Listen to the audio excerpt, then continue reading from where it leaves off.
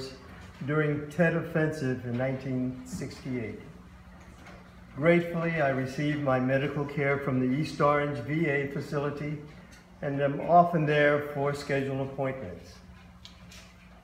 While there on one occasion, I was shocked to observe the VA police escorting a young handcuffed veteran out of the hospital. And they placed him in a van and drove away. I wondered, had a PTSD episode caused him to lose control? That scene stayed with me for a number of days. Several weeks after observing this event at the East Orange VA, I was scheduled for a Pause for People cat therapy visit at the Lions VA. I accompanied our cat Shakespeare on the visit. We were met by the recreational therapist who took us through the complex to the rec room where some 15 to 20 veterans were waiting for a visit. Shakespeare walked in on a harness and leash, and we were greeted with a big round of applause. I took a minute or so to share Shakespeare's remarkable story, answered some questions, and then he went to work, personally visiting everyone in his own amazing way of working a room. Even the grumpy ones had to smile at this cat. From there, we visited several vets in their rooms, allowing each to visit with Shakespeare as they so desired. After that, the therapist asked if we had time for a few more visits. I answered, yes, of course. She took us on the elevator to the second floor to the lockdown unit. Unlocking the reinforced steel door with her keys, we stepped in. It was like being in a prison. We met several vets in their rooms, all of whom were happy to have a visit from Shakespeare and to be on his work schedule for the day. The therapist then asked us to visit one more resident. When we got to his room, I recognized him as the young veteran I had seen the VA police remove from the East Orange VA. I introduced myself to him and asked if he would like a visit from Shakespeare. He nodded. I laid the fur-catching towel on his lap, and Shakespeare hopped up and settled in. Shakespeare purred as the vet petted him, and without looking up, many questions about Shakespeare just poured out of him. How did he learn to walk on a harness and leash? Why is his tail so short? How did he get that twisted leg? Does he like going out? He kept stroking Shakespeare, asking all of his questions, and my answering them as fully as I could. As we were leaving, he said, "Thank you for coming." His eyes were bright and a big smile on his face. As the therapist and I left the unit through the double-locked steel door into the empty corridor, she stopped suddenly, turned to me with eyes wide and a look of shock on her face, and said, "I don't believe what I just saw." Puzzled, I asked, "What did you just see?" She said, "That vet who kept asking you questions has been here several weeks and hasn't spoken." She told me that the medical staff had tried everything they knew to get him to talk, and he had not responded. She then went on to say, "I believe a window has been opened that will allow us to make progress with this man. Thanks to this amazing cat." So, this is my work, a labor of love to my fellow veterans, as we all strive to recover our souls from the trauma of war.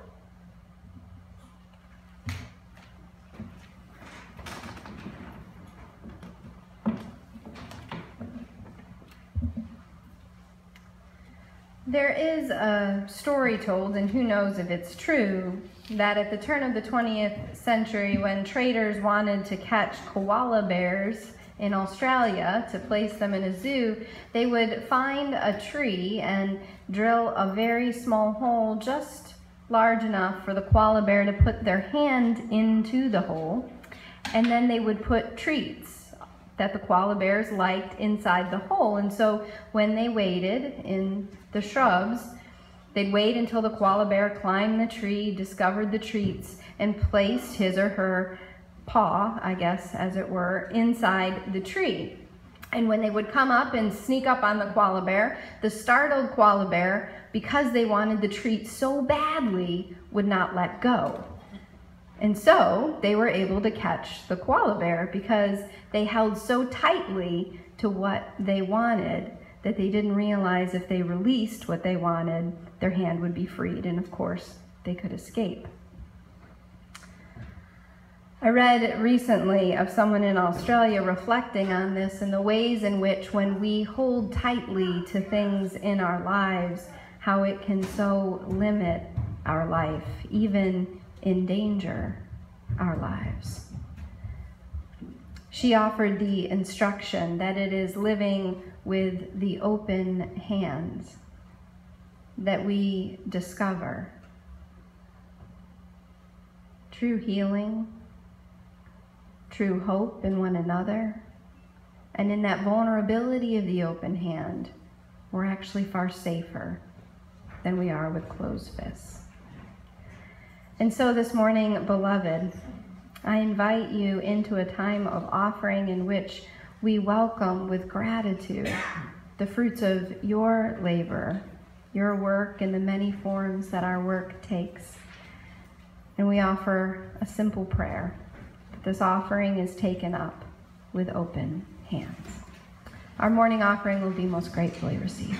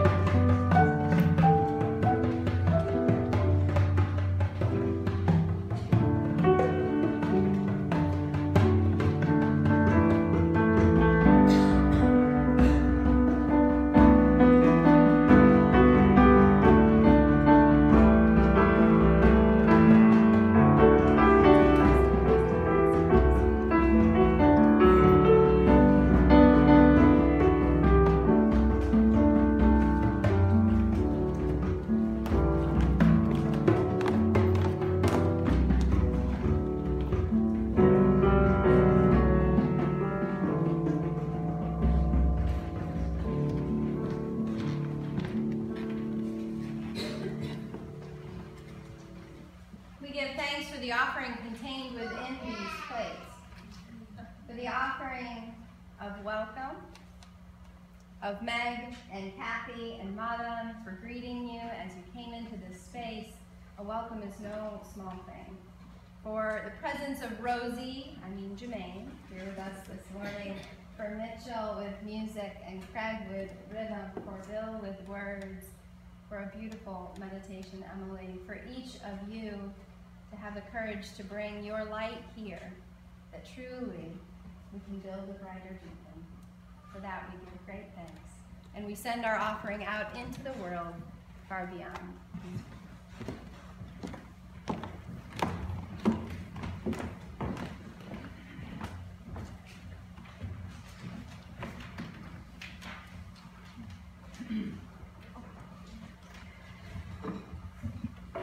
There are significant moments in the development of humanity that I think a lot of us could rattle off, right? The first time humans were able to create fire and figure out how to utilize fire, the development of the wheel, the movement to an agrarian society, major shifts. What are some other ones y'all can think about?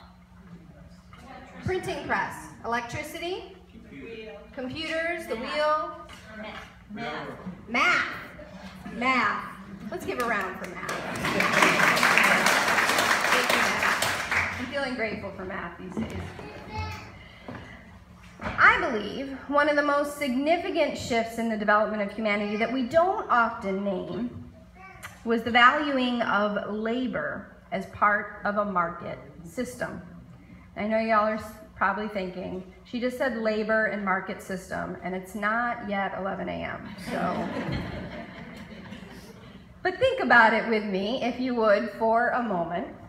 For most of humanity's development, labor was what you did to feed yourself and perhaps your family to survive. But as societies developed, and a conception of ownership, not only is this a thing that I'm using, but this is something I own and something I earned, there was a radical shift at that time in identity development, in social stratification, and in a new way of valuing. Many theologians believe that any belief system at its core is really just a system of valuing. So when you think about the value of labor and how valuing labor altered the way we understand ourselves and one another, it's a pretty huge shift. Have you ever thought about what you are worth? For many of us, what we do is deeply tied to who we believe ourselves to be. When we meet folks, we nearly always ask them within the first couple of minutes, what do you do? Or what did you do? And what we're really trying to do, or we think we can do by asking that question, is figure out who someone is. For better or worse, this has developed social stratification and all sorts of identity politics. This question can easily create a social demarcation in its answer. It can build a wall or a barrier. Who are you? What do you do? And is what you do in the same realm of what I do? I have a friend who is an investment banker, and this is going to sound a little extreme, and I don't know if I totally agree with this practice, but he calculates his worth. So he figured out what an hour of his time is worth based on his salary.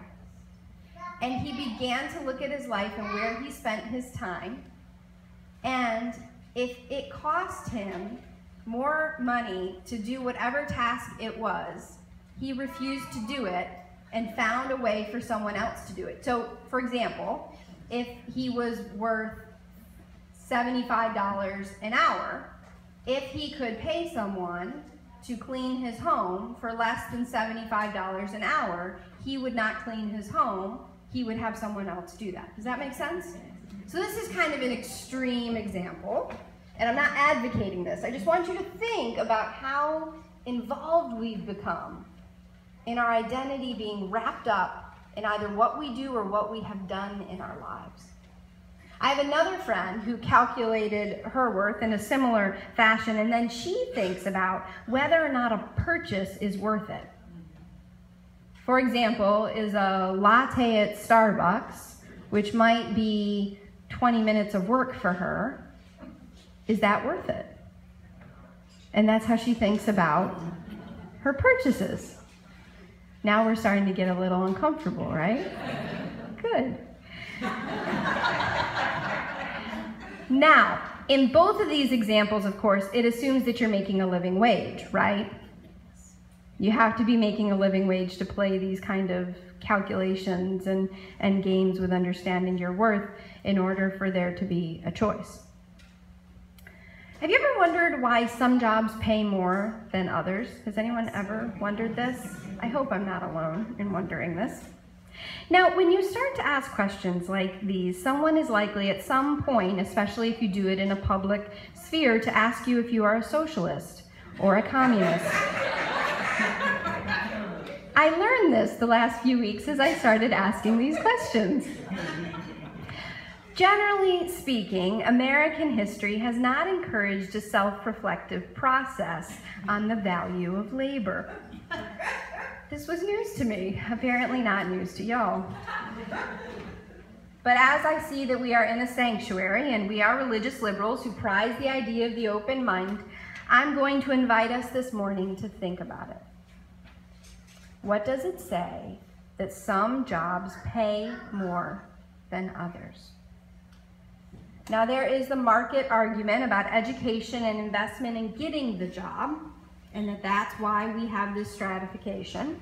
There is the capitalist argument about competition and skill, and then there is the moral argument, which is where I'd like to spend most of our time. That argument grapples with valuing labor in the context of universal human worth and dignity, and recognizes the inherent tension in the valuing system for labor we have in this country and the moral claim that all persons have worth and dignity. You see the tension there, right? This is where the labor movement itself came into being, with a radical assumption that those producing products were human beings, whose labor was more than a means of producing a commodity in the market, but indeed were people that had inherent worth, inherent dignity, regardless of their production value. When you think about it, the way in which we value labor seems to be a bit strange from my vantage point. As near as I can tell, the value of labor goes up if you have a highly skilled job and there are not a lot of people with that particular skill. If it involves great risk, like you really don't want someone to mess it up, for example, an anesthesiologist. It's a job that most do not want. Did you know sanitation workers now in New York City can make about $100,000 a year after 5 years of service? Interesting. Or if it's a job that makes, in theory, other people make money. Finance sector. Now, this is an interesting moral framework that we have. Some interesting categories. They seem to be highly individualistic. Why, for example, don't we value something like teaching more highly, right? Because if we don't have good teachers, we know socially all sorts of disastrous things happen, and yet teacher pay nationally remains incredibly low, despite the fact that it's a job that you need skills for and you have to invest in education to get. This seems strange to me. And why do some high-risk jobs, anesthesiologists, pay well, but other similarly high-risk jobs that you don't want someone to screw up, like being a first responder, pay so relatively poorly? Then one can always ask why certain fields make so much money relative to their employees, but I've learned it is best not to ask such questions in public. This is what the labor movement did so powerfully in the United States. They asked these tough questions and kept asking them, no matter the fear or intimidation or discomfort. You know that phrase, fruits of your labor, right? The enjoyment of the fruits of your labor. Did you know it actually comes from the Bible, and that the first draft of our federal U.S. Constitution included a clause about the enjoyment of the fruits of your labor? And do you know that that clause was removed? Why would that be? Slavery. That's right. America has had a long-standing labor problem. We started out by building capital on the backs of slaves. We've always had an indentured class, even after emancipation. They're now called the working poor, who despite a full week's work cannot make ends meet. Of course, there is industrialization, when the abuses of workers became so egregious that a group of anarchists and pacifists united into a movement for change. That sounds familiar. It's an odd way to value people, period, by what they do. And it's an even odder way in this country of valuing what we do. Now, I have worked all sorts of jobs. Emily jokes that I'm really 95, but I'm not. I just never did anything for very long. One of the jobs that I had, though, was working in an animal shelter. Now, this job that I had required me during high school and then in my first 2 years of college at the animal shelter, I would have to be at work by 5:30 in the morning on a Saturday, on a Sunday, and on Monday and Friday. So you can imagine at that time in your life, one does not usually rise with excitement to be somewhere at 5:30 in the morning. And most of my friends were not doing this. Add to that this job was in upstate New York with outdoor kennels. So I just want you to sit with that for a moment. What it meant was that, and my job was, I was a kennel attendant, which sounds lovely. It means that you clean the kennels. So I was getting up and having to get there about 5:30 in the morning to clean up after dogs, oftentimes in sub-zero temperatures, which required me to use a metal shovel because often in the kennel runs, there would be ice with other things. I think we get the image, right? This is like public confession because everyone on live stream is seeing it too. Now, would you believe me if I told you that I loved this job? I loved this job. I'm being completely honest. And I loved this job because there was something real about it. I knew what my job was. I certainly knew when it was done. And there was no pretense. There was no pretense with the animals and having them see me clean up their cage. There was no pretense with the people who came into the shelter. There was something just really liberating in that work. I think part of it was, like, when your job is to clean up animal poop, you know, it's hard to be uncomfortable with yourself. And it was really easy to be comfortable with other people. I could look at anybody square in the eye because I'd done one of the worst jobs that you can do. Not the worst job, but one of the worst jobs. And I found for just a brief time, before I was socialized again to learn otherwise, not to judge people by what they did and not for myself, my worth, to be bound up in what I did. It was remarkable during that time, though, when I would meet people and they asked me what I did. You're like, oh, you're going home for a summer job? Do you have an internship? Or you're gonna, you know, work in an office or go to a congressional office and work for some member of Congress? Or what's your internship? Are you gonna be working for a psychologist and running a lab? I'm cleaning up dog poop. Okay then.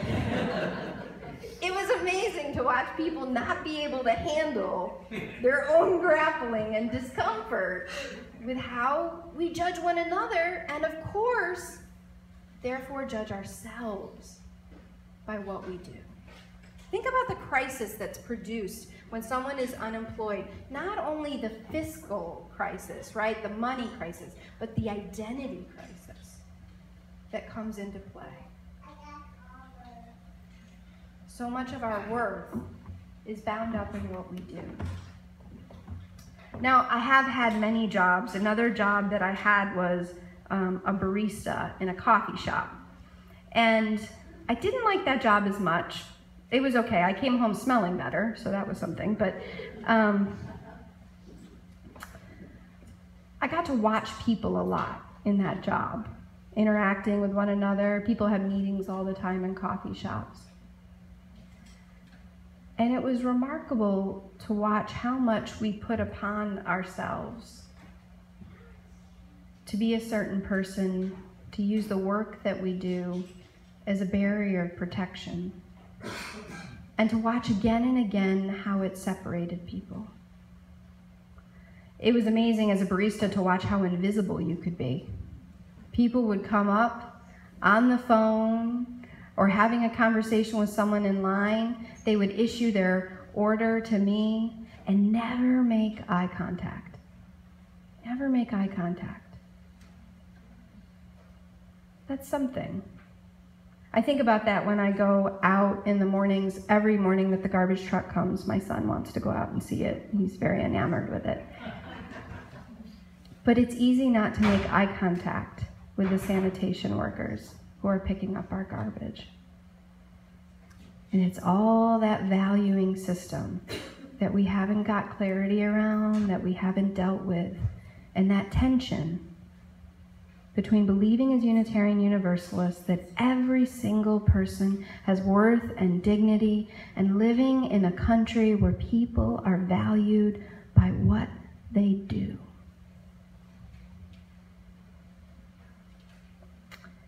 Here's the thing. When you can come to a place, and for me it was in a kennel at 5:30 in the morning in the winter, to understand that our work matters. I can consider Bill's story of going to visit veterans and the work that Shakespeare does. When you can understand that our work both matters and that we are not our work, there's a radical liberation in how you understand yourself and how you interact with every single person upon whom your life depends. Who you are isn't bound up in what you do, nor are others. Understanding this is a life that is a bit more real and a bit more honest and a bit dangerous. You know, I've been watching the video footage of Houston and thinking about Katrina. I did a lot of relief work down in Katrina, and one thing I noticed that starts to happen as people watch the recovery efforts is that those in an impacted area become victims. And there are all these identities and pieces that take away their worth, really, that are ascribed to them. And folks come into these settings as helpers to give handouts to these poor people. I think that dynamic of toxic charity, what's called toxic charity, is bound up in this country in how we value one another. Because if you can't work, or you can't find work, or you're devastated, somehow you're of less value. These poor people. That's what I think at the heart of the labor movement promised. Honesty in work and realness in value. Real was feeding your family. Real was a company being responsible for you even after your work was done. Real was an investment in people, in understanding of justice, equity, and compassion in human relations. And so on this Labor Day, I'm sad to say that we are far from where we were at the height of the labor movement, and that we have even further to go. On this coming Labor Day, I hope that our country moves toward greater rights for workers, but even more than that, I hope for something real. Something real in our work, whether it's paid or volunteer. Something real in this country that starts to allow us to be human together again, and to take down the barriers that are killing us. I hope there is realness that doesn't bind any of us in this sanctuary to the myth of separation by what we do, that allows you a realness in valuing yourself and one another. And what's more, the enjoyment at last of the fruits of your labor, whatever that labor may be. Because that's really all any of us want.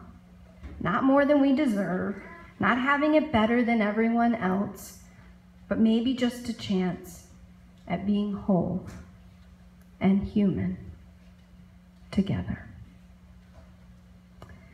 So happy Labor Day. Would you please rise, beloved? I invite you to take hands. Our closing blessing is a benediction.